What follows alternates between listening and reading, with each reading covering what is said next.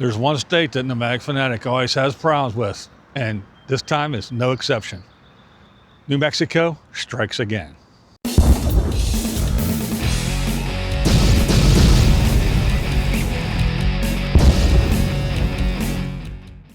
That's right. Some may call it fate, but New Mexico has struck again. Now, see, Tater has always been complaining about New Mexico.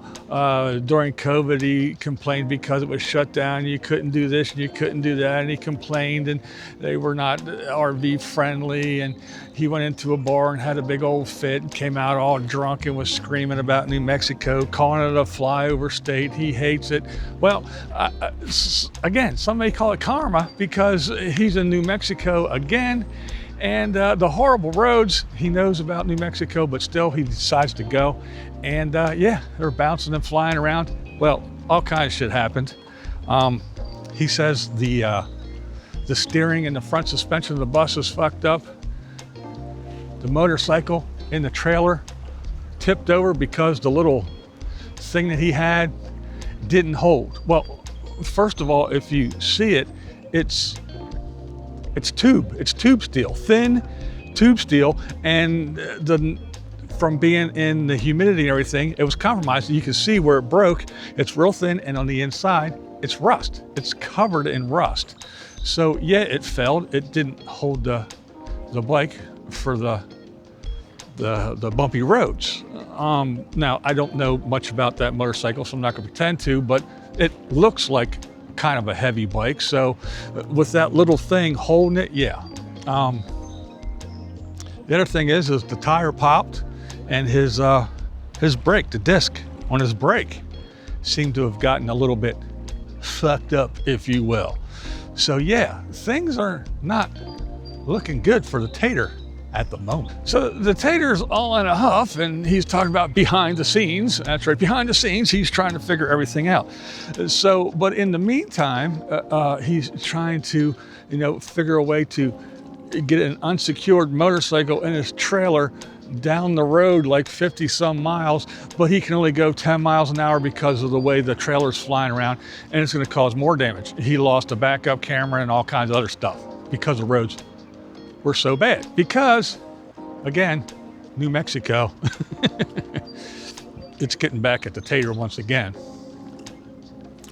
Now, I know the front tire, or whatever tire, I forget which tire it was, but anyway, the tire on the motorcycle is flat. But had it not been flat, what could they have done to get the unsecured motorcycle and the bus to apply? Oh, that's right. Remember when I mentioned something about Diana learning how to drive and all the moronic Tater fans? Oh, all she has to do is, well, why don't they take an Uber? Since your suggestion was, well, if something happens, then all she has to do is take an Uber. She sold a house, she has plenty of money, she can take an Uber. So why don't they just Uber to wherever they have to go, pick up the part and Uber back? Why don't they do that? Or better yet, see, if the tire wasn't flat, what they could have done was Diana could have drove the bus, Tater could have pulled the motorcycle out, drove the motorcycle, and they could have went to a spot and got parts and everything all figured out. But no, we won't teach Diana how to drive the bus. And all you Tater fans, all you uneducated half-wits, well, why is it on your bed? That's why. That's exactly why. For shit like this, she could have drove, he could have rode the motorcycle.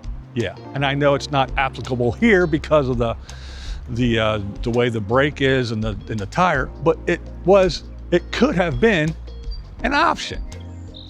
And speaking of brain dead, uneducated half-wits, here's another thing I like about the Tater people. I've been getting these comments, not a lot, but I got a couple of comments of, oh, you're grifting off the Tater and you make video and you're just grifting off. Please, if you're gonna throw out these little terms, at least know what the fuck they mean. Grifting. How am I grifting? Please explain it to me. But you can't because you don't know. Here's the truth. Grifting is conning or scamming people out of money by deceit or things like that, fraud. So I'm making a video showing you and telling you exactly what has happened as far as the court case, as far as what he's doing, telling you exactly what is happening. I even show you clips and pictures to show you exactly what is happening, and then I give you my opinion. So how is that fraud? How is that scamming? How is that conning anybody? So you use your little terms. Oh, you're a grifter. You just like to say the word grifter. You don't even know what the fuck it means. And that disproves the kind of people that are Tater fans. Uneducated, half-wit, moronic assholes. I rest my case. Well, there is one little bright side that I think, anyway. I did like the El Rancho or whatever. That place was kind of cool. But the rest, what was it? It was, oh, look there, as they're driving down, look, there's that, just reading signs of what's this, that, and they stopped at one more abandoned place. But the El Rancho place, it was pretty cool, inside and out. I enjoyed that little snippet. And the rest, again, so hopefully Tater gets his shit together and gets something that actually works instead of just figuring whatever out. It's just, he has to just calm down and listen to Diana half the time and everything would be okay. But yeah, he panics, he freaks out. I have to figure this out. Oh, behind the scenes. Fuck your behind the scenes shit. Again, tube steel. It wasn't solid steel. It wasn't bar steel. It was hollow tube steel that was rusted on the inside and real thin. To expect that thing to last, it's good for a temporary thing or to move it, but to move it across country on God knows what kind of roads, that thing wasn't a wise choice to, try to secure your beloved Harley. But I guess that's neither here nor there, but that is my assessment of the situation and the Tater video. So from here along the banks of the mighty Susquehanna in South Central Pennsylvania, hey, you don't have to agree with a damn thing I say, but I'm not grifting because that's exactly what happened. And this is BlindViews, and that's how I see it. What we do here is go back.